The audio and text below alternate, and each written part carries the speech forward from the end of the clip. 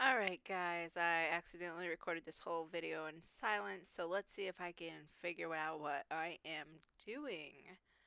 So it looks like I'm about to choose a layer size, a canvas size. Always choose what works best for you. I typically do 3800 by 3800.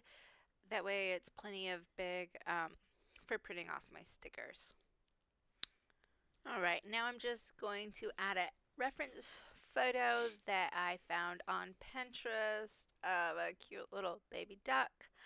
You'll go under Canvas and toggle reference, and it'll give you the option to import a photo or a canvas. I think there's one more option, but I can't recall what it is. Alright, I'm going to scoot this little guy out of the way, make sure I am on a starting layer, and I am getting a sketching brush, and I'm just using a 6B brush. And I'm just going to start with a couple of basic shapes. We've got just a little circle for his head. After you draw the circle, you can hold the screen to fix your lines a little bit. And then almost a sideways teardrop, and then two little ovals for his wings. And I'm just making reference lines or reference guides for his facial features so we can see which way this little guy's going to be looking.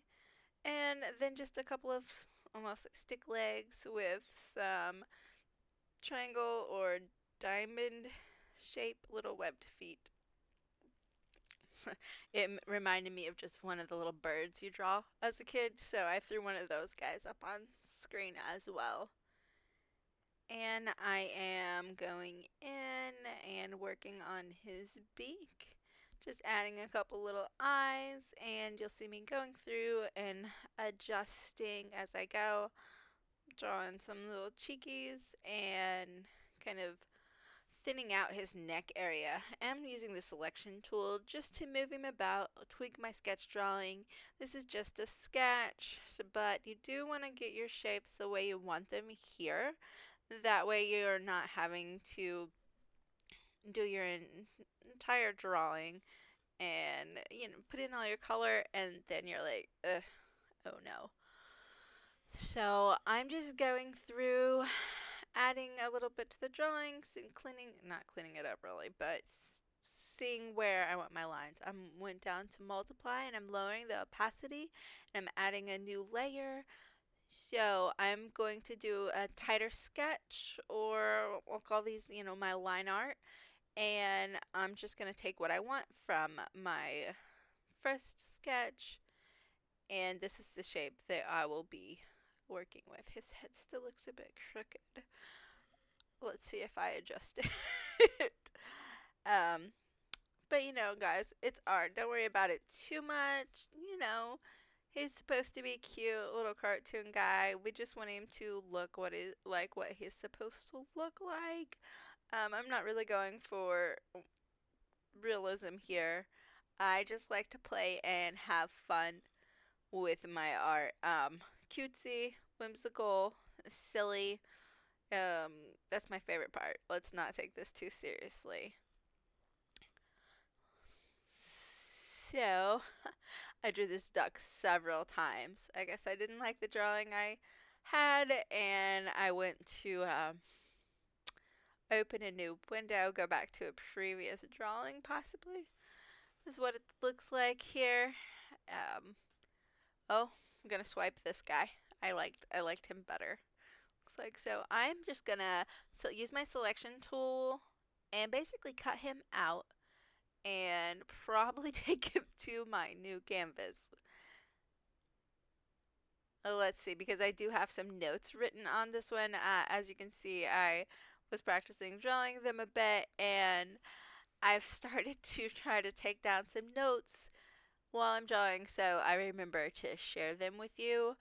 Some of it's just step by step, some of it's the brushes I'm using. But unfortunately, I don't have sound for this video. You know what? I can pop this guy, grab my iPad real quick and see. And see if it has any pertinent information on it. Today it looks like I may have erased it. I do have some notes on another. I have this little guy drawn 3 times. Let's see. What do we have?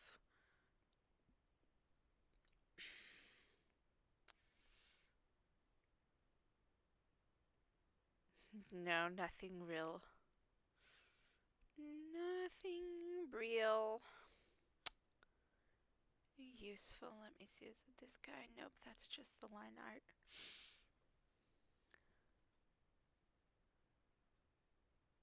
Okay, so it looks like I took him, cleaned him up. Now I'm just in the select tool and I'm either playing around with distort or push, and I'm just slightly moving things around just to see if they make more sense. And there, yeah, I finally straightened these little guys out. Do I draw on an ankle? I'm not sure. I'm just adding in some cheeks. And, alright guys, it looks like I'm adding a new layer and getting ready to put down some colors.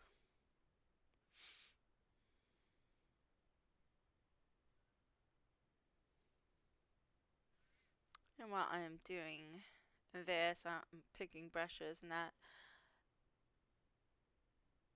looks... Nope, can't read it from here.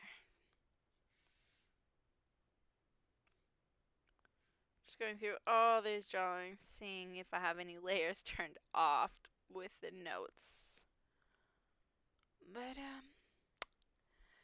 it does not appear that I do. Looks like I've got the soft airbrush selected. It looks like I may have changed that. Alright, it looks like I'm still trying to decide which brush I'm going to use, guys.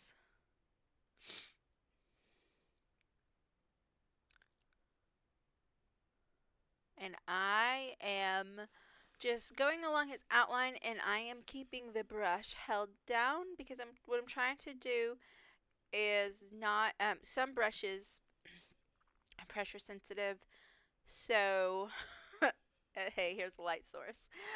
Some brushes are pressure sensitive, so when you go back over the same area, it'll color darker.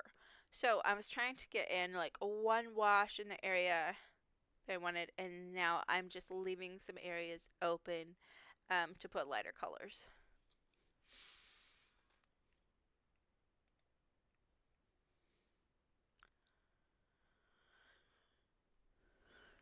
And right now I'm just coloring in the duck. Let's speed this up a little bit, guys.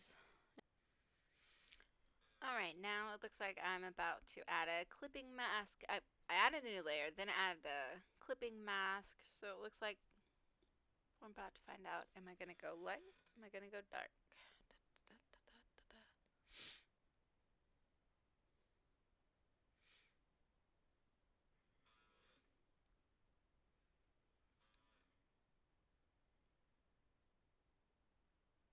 With the clipping mask, you can't check your colors outside of your drawing.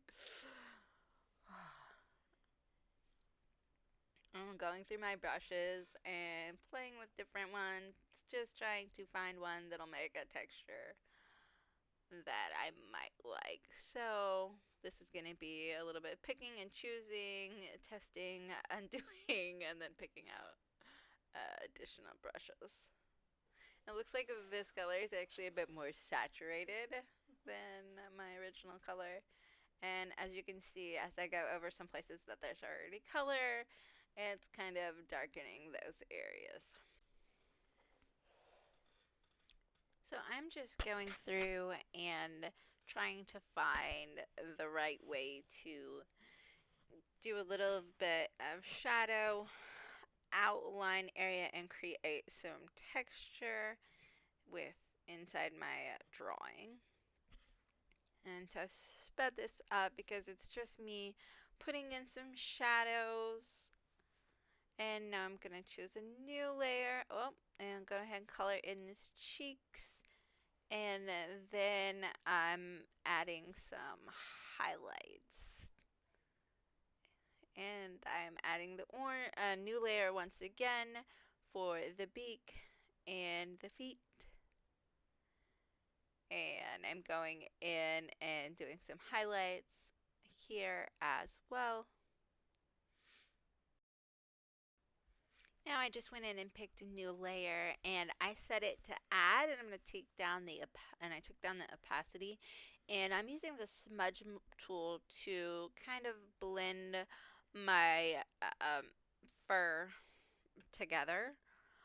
And I am just going through and looking at some of the different texture brushes I'm going to play with and try to just add a little bit of texture to this guy where it looks like he has a little bit of fur. So this is a lot of trial and error right here, and I'm also going in with a darker color right now, and I'll go in with the darker color and then I'll go in with the lighter color as well, just trying to make him look like he has a little bit of dimension. And this is me going back and forth, just trying things out, looking to see what I like. So a lot of it's just trial and error and playing. Yeah, guys, just get in there and go. Play with the different brush textures, the different brushes.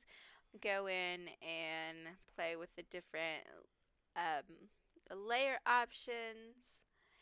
And you can actually, you can look on the internet. I was watching someone the other day that actually had like fur texture brushes, and I'm sure that cuts down on time a lot as well. So, I mean, if you're doing this because you're wanting to mass produce, get as many designs out as possible, that would be a great option to choose. If you're just doing this for the enjoyment of it, just, go in there, use your different brushes, uh, play around. You can use those the little hash marks I made. I'm just going through the different layer options, and they all kind of looked a bit hideous in my mind, so I just got rid of all those little hash marks. And let's see, I am copying this guy. I think I'm about to go ahead and create a white outline for him. So what I did was select my duck, I copied and pasted him onto a new layer. Then I'm going to bring that layer up to the top. I'm going to duplicate it. I went to Gaussian blur and to about 20-25%. And then I used my selection tool and touched the screen to do the threshold and move that guy back and forth a little bit. And then what you'll do is to make a little border, then you'll hit the invert button. Then you'll have this fancy blue blob. You're going to go up and get yourself just bright white and make a new layer. Then you're going to click and hit fill layer. Then you've got yourself a white outline, which you're going to drag beneath your artwork, and you're going to delete the blurred layer. Goodbye. Goodbye. One more time. Okay, and there you go. There's your little sticker with the white outline. Now this is great if you're printing at home. If you're gonna get it professionally printed, a lot of times they will add a white border for you, so you could just make sure your background's turned off and export your PNG that way. I keep trying to remember to do that because now that I figured out how to make a white border, everybody is getting a white border. Even though I haven't bought a printer or a cutting machine to do them at home right now, it's still I'm still working with the professional printers. So now you're going to go up to your little tool. You're going to go across to where you see the share button, and then you can export. I'm going to hit the PNG because I'm going to get this guy printed. And then I'm just going to hit save images, and it'll go to my photo gallery. And there you have it, guys. Not sure why I'm back in here doing more things.